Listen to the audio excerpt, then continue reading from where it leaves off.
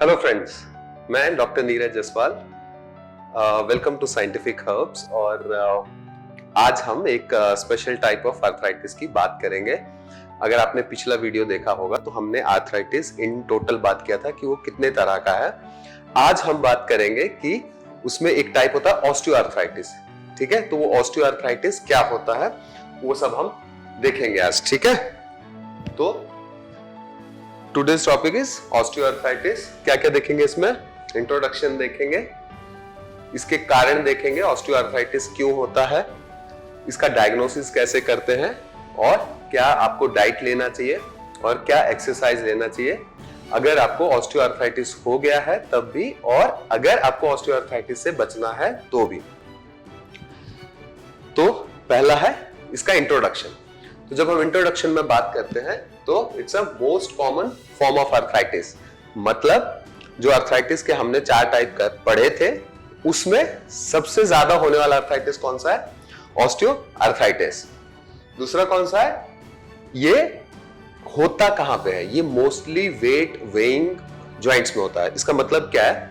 इसको थोड़ा इस तरह समझिए कि आपके जो भी जॉइंट्स हैं जिनके ऊपर वेट पड़ता है, जैसे कि आपके नीज हुए, हिप्स हुए, यहां पे ये ज्यादा होता है। ऐसा क्यों होता है? क्योंकि ये एक डिजेनरेटिव चेंजेस है। मतलब बॉडी में कहीं वियर एंड टियर हो रहा है, वो चीज वहां से खत्म हो रही है जिसके कारण ये आर्थराइटिस होता है। तो ये कहां पे होगा? जहां पे ज्यादा काम करना पड़ेगा जॉइंट को। और कहां पे काम ज्यादा करना पड़ेगा? जहां पे आपका वेट ज्यादा पड़ता है, जैसे नीज पे। तो नीज का जो ऑस्टियोआर्थराइटिस है वो सबसे कॉमन होता है। नेक्स्ट है, मेजर रीजन होता है 65 साल के बाद डिसेबिलिटी का।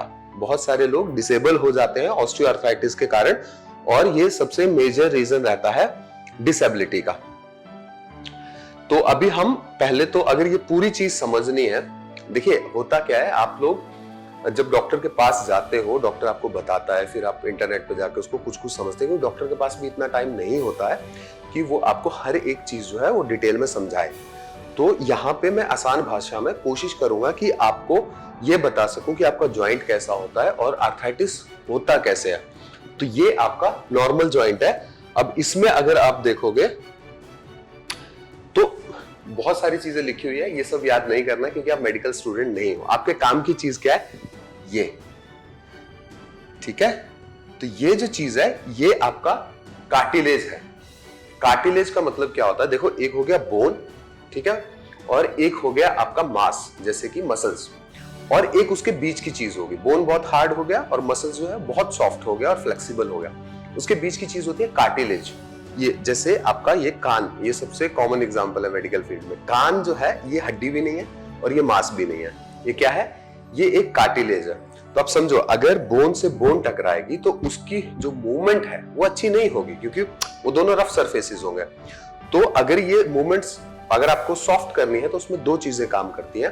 पहली चीज ये कार्टिलेज, और दूसरा एक फ्लूइड भरा रहता है। जैसे आपके शॉकर में फ्लूइड रहता है, वैसे ही यहाँ पे फ्लूइड भरा रहता है, ठीक है, जिसको साइनोवियल फ्लूइड कहते हैं। ठीक है, कई बार कहते हैं ना घुटनों में गैप आ गया, वो मैं बताऊंगा कैसे आता है। तो वो साइनोवियल फ्लूइड इसके अंदर रहता है। तो ये हड्डियां आपस में कायदे से टच नहीं करती है पूरी तरह से, थोड़ा सा इनमें गैप बना रहता है। जैसे जर्क आता है तो ये एज ए शॉकर काम करती है। तो ये है आपका साइनोवियल। ये आपका नॉर्मल जॉइंट है। ये फीमर जो आप देख रहे हो ये आपके थाई की हड्डी है, और ये जो टिबिया और फिबुला आप देख रहे हो ये आपके नीचे लेग्स की हड्डी है। तो ये नी जॉइंट है आपका, ठीक है। और ये जो चीज थी ये मैं समझाने की कोशिश कर रहा था कि ये वो कार्टिलेज है जहां पे ऑस्टियोआर्थराइटिस होता है। कैसा दिखता है ये होने के बाद? कैसा दिखता है?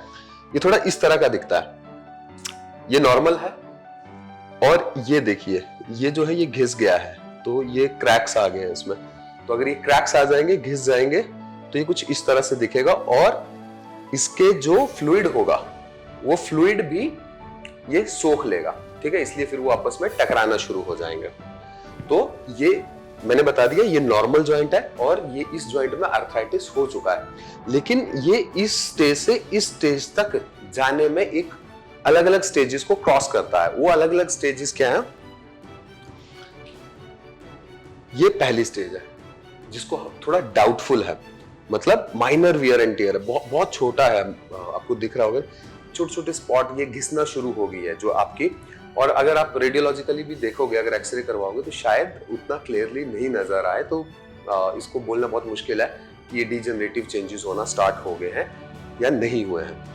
ये दूसरी है, इसमें ये माइल्ड है, इसमें छोटे छोटे पोर्स बनना शुरू होते हैं। बेसिकली होता क्या है कि जब ये डैमेज होना शुरू होती है ना, तो जैसे आपको कहीं पे लग जाती है तो वहां से खून निकलता है और थोड़ा सा क्या निकलता है, प्लाज्मा टाइप निकलता है, व्हाइट कलर का डिस्चार्ज निकलता है। उसको हम इन्फ्लामेटरी फ्लूइड कहते हैं। इन्फ्लामेशन हमने समझा था क्या, वो जो इन्फ्लामेटरी फ्लूइड होता है वो ब्लड नहीं होता है, वो फ्लूइड होता है, पानी की तरह होता है। वो जो इन्फ्लामेटरी फ्लूइड है ये छोड़ना शुरू कर देती है जॉइंट के अंदर, क्योंकि वहां पे जख्म हो गया है तो खून तो नहीं छोड़ती है, वो फ्लूइड छोड़ती है, उसके कारण यहाँ पे स्वेलिंग आ जाती है, ये फूल जाता है अंदर से और ये गैप बढ़ जाता है। ठीक है, इसलिए जब आप डॉक्टर के पास जाते हो, डॉक्टर क्या कहता है, आपके घुटनों में गैप आ गया है, गैप बढ़ गया है। तो कुछ लोग बोलते हैं घुटनों का गैप खत्म हो गया, कुछ लोग बोलते हैं घुटनों का गैप बढ़ गया है।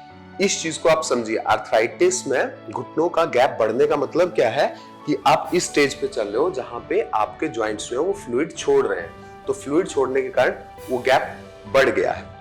फिर आता है थर्ड स्टेज, इसमें डैमेज और ज्यादा हो जाता है। सपोज आपने प्रॉपरली मेडिकेशन और जो एहतियात होती है वो नहीं लिया, तो ये क्या होगा, और ज्यादा खराब हो जाएगा। जब और ज्यादा खराब होगा तो क्या होगा, ये क्रैक्स बड़े बड़े हो जाएंगे। यहां तो सिर्फ इंजरीज टाइप है, यहां पे ये पूरे प्रॉपर क्रैक्स बन जाएंगे जॉइंट में। अब क्या होता है, ये जो इसके अंदर मैंने बताया था, एक तो अपना फ्लूइड है, दूसरा क्या है, इसके अंदर साइनोवियल फ्लूइड है, इन्फ्लामेशन वाला फ्लूइड है और साइनोवियल फ्लूइड है, जिसके कारण इसका गैप बढ़ गया।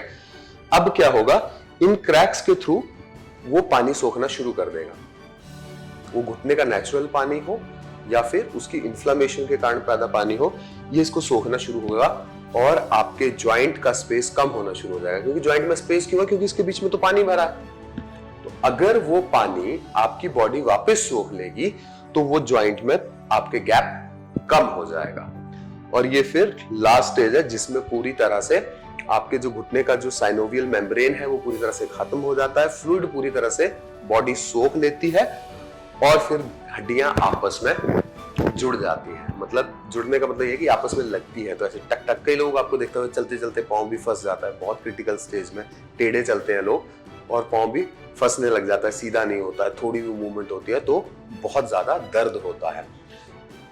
ये आपने अगर समझ लिया तो जब भी डॉक्टर आपको बोलेगा तो आप, कई लोगों को ऐसा लगता है कि जॉइंट का स्पेस बढ़ गया है तो बहुत खराब सिचुएशन है। नहीं, अगर कम हो गया है तो और ज्यादा खतरनाक है, क्योंकि वो अगली स्टेज है। पहली स्टेज में जॉइंट स्पेस बढ़ेगा इन्फ्लेमेटरी फ्लूइड के कारण। ये आपको पता चल गया, ठीक है। अभी नेक्स्ट देखते हैं आयुर्वेद क्या बोलता है इसके बारे में। आयुर्वेद बोलता है कि ये सब कुछ जो होता है वो वात के कारण होता है।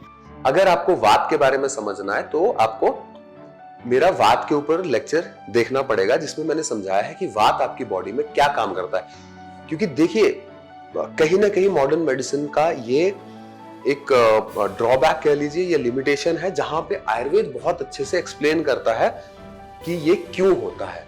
ये होता है वात के कारण। अब वात के बढ़ने के कारण है, ये भी हमने एक्सप्लेन किया हुआ है। और ये वात के गुण क्या होते हैं और उसके कारण क्या क्या इंपैक्ट आते हैं आपके ज्वाइंट के ऊपर, वो मैं यहां बताता हूं। जैसे कि रुक्ष ड्राइनेस प्रोड्यूस करता है, वात का नेचर ड्राई है तो वो ड्राइनेस प्रोड्यूस करेगा कहां, स्किन, जॉइंट्स और फ्लूइड्स आपकी बॉडी में ओवरऑल। तो क्या होगा, आपके जॉइंट्स भी ड्राई हो रहे हैं। दूसरा, स्टिफनेस, स्तंभ इसको बोलते हैं संस्कृत में, और अगर आप नॉर्मल लैंग्वेज में गए तो वात के कारण स्टिफनेस बढ़ेगा आपके जॉइंट में। फिर है अस्थि धातु क्षय, मतलब आपका जो बोन डेंसिटी है वो कम होगा, वो भी इंक्रीज वात के कारण होगा। इसलिए वात के कॉन्सेप्ट को समझना बहुत जरूरी है। अगर आपने ये समझ लिया तो इसको रिवर्स करना बहुत आसान है। आपको ऑपरेशन कराने की जरूरत नहीं पड़ेगी ऑस्टियोआर्थराइटिस के केस में, जब आपके डॉक्टर आपको बोलेंगे कि आप जो है वो ऑपरेशन करवा लो। लेकिन अगर आपने ये पर्टिकुलर कॉन्सेप्ट समझ लिया तो आपको ऑपरेशन करवाने की जरूरत नहीं पड़ेगी। ऑपरेशन बहुत ही खराब सिचुएशन में, जहां पे पेशेंट उठता भी नहीं है बेड से, उसके घुटने बिल्कुल जुड़ गए हैं, तो आप करवा सकते हो। मतलब I am not in favour, आप उतनी सिचुएशन आने क्यों दे रहे हो। बट प्रॉब्लम कहां आ रही है कि अगर पहली दूसरी स्टेज पे भी है तो दो आंसर आज दे रहे हैं डॉक्टर। पहला, वियर एंड टियर है, दवाइयां खाओ, कोई बात नहीं, अगर खराब हो जाएंगे तो घुटने बदल देंगे। खराब क्यों हो जाएंगे, उसको तो हम ठीक कर सकते हैं। और दूसरा आंसर क्या होता है, आप रिप्लेस करवा लो। अरे अभी तो बहुत जान है घुटनों में, और जो आप स्टील के डाल के दे रहे हो कितना टाइम चलेंगे बोल नहीं सकते। तो अस्थि धातु क्षय होता है। और तीसरा होता है शूल। शूल मतलब एक वात का एक पर्टिकुलर फीचर होता है पेन, और पेन का भी एक कैरेक्टरिस्टिक होता है कि वो प्रिकिंग पेन होता है, बहुत तेज चुभने वाला दर्द होता है, उसको हम शूल बोलते हैं। तो ये सारा जो ऑस्टियोआर्थराइटिस के पीछे कारण है वो आपका वात है।